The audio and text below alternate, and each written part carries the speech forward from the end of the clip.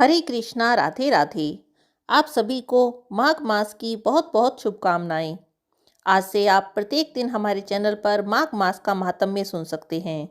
जिस तरह से कार्तिक मास भगवान विष्णु का प्रिय है, कार्तिक मास में भगवान विष्णु की विशेष पूजा अर्चना की जाती है, उसी तरह से माघ का महीना भगवान श्री कृष्ण को प्रिय है। इस महीने में भगवान श्री कृष्ण की विशेष पूजा अर्चना की जाती है।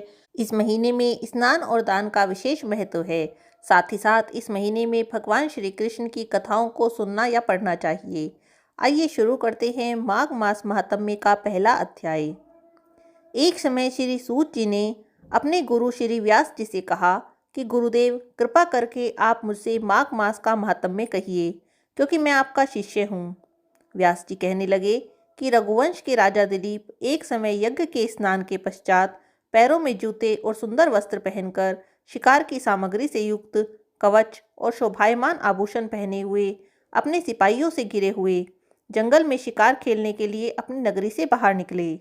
उनके सिपाही जंगल में शिकार के लिए मृग, व्याघ्र, सिंह आदि जंतुओं की तलाश में इधर उधर फिरने लगे। उस वन में वनस्थली अत्यंत शोभा को प्राप्त हो रही थी। कहीं कहीं मृगों के झुंड फिरते थे, कहीं गीदड़ अपना भयंकर शब्द कर रहे थे, कहीं गैंडों का समूह हाथियों के समान फिर रहा था, कहीं वृक्ष के कोटरों में बैठे हुए उल्लू अपना भयानक शब्द कर रहे थे, कहीं सिंहों के पदचिन्हों के साथ घायल मृगों के रक्त से भूमि लाल हो रही थी, कहीं दूध से भरी थनों वाली सुंदर भैंसें फिर रही थी, कहीं पर सुगंधित पुष्प, हरी भरी लताएं वन की शोभा को बढ़ा रही थी, कहीं बड़े बड़े पेड़ खड़े थे और कहीं पर उन पेड़ों पर बड़े बड़े अजगर और उनकी केचुलियां भी पड़ी हुई थी।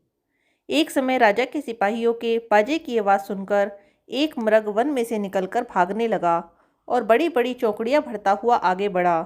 राजा ने उसके पीछे अपना घोड़ा दौड़ाया, परंतु मृग पूरी शक्ति से भागने लगा। मृग कांटेदार वृक्षों के एक जंगल में घुसा और राजा ने भी उसके पीछे पीछे वन में प्रवेश किया, परंतु दूर जाकर मृग राजा की दृष्टि से ओझल होकर निकल गया। राजा निर्जल वन में अपने सैनिकों सहित प्यास के मारे अत्यंत दुखी हो गया। दोपहर के समय अधिक मार्ग चलने से सैनिक थक गए और घोड़े रुक गए।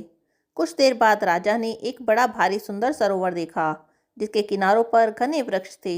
इसका जल सज्जनों के हृदय के समान स्वच्छ और पवित्र था। सरोवर का जल लहरों से बड़ा सुंदर लगता था।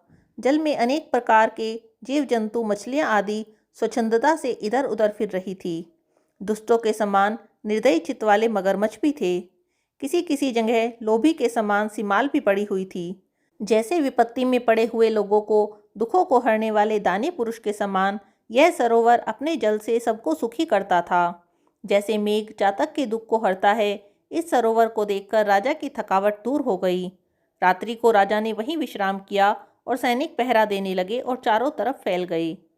रात के अंतिम पहर में शुक्रों के एक झुंड ने आकर सरोवर में पानी पिया और कमल के झुंड के पास आया। तब शिकारियों ने सावधान होकर शुक्रों पर आक्रमण किया और उनको मारकर पृथ्वी पर गिरा दिया। उस समय सब शिकारी कोलाहल करते हुए बड़ी प्रसन्नता के साथ राजा के पास गए और राजा प्रभात हुआ देखकर उनके साथ ही अपनी नगरी की तरफ चल पड़ा। जिनका शरीर तपस्या और नियमों के कारण बिल्कुल सूख गया था, जो मृगचाला और वक्कल पहने हुए था और नख, रोम और केश धारण किए हुए था, राजा ने ऐसे घोर तपस्वी को देखकर बड़े आश्चर्य से उसको प्रणाम किया और हाथ जोड़कर खड़ा हो गया। तपस्वी ने राजा से कहा कि हे राजन, इस पुण्य शुभ माघ में इस सरोवर को छोड़कर तुम यहाँ से क्यों जाने की इच्छा करते हो? तब राजा कहने लगा कि महात्मन, मैं तो माघ मास में स्नान के फल को कुछ भी नहीं जानता। कृपा करके आप विस्तार पूर्वक मुझे बताइए। श्री माघ मास महात्म्य कथा पहला अध्याय समाप्त। हरे कृष्णा, राधे राधे।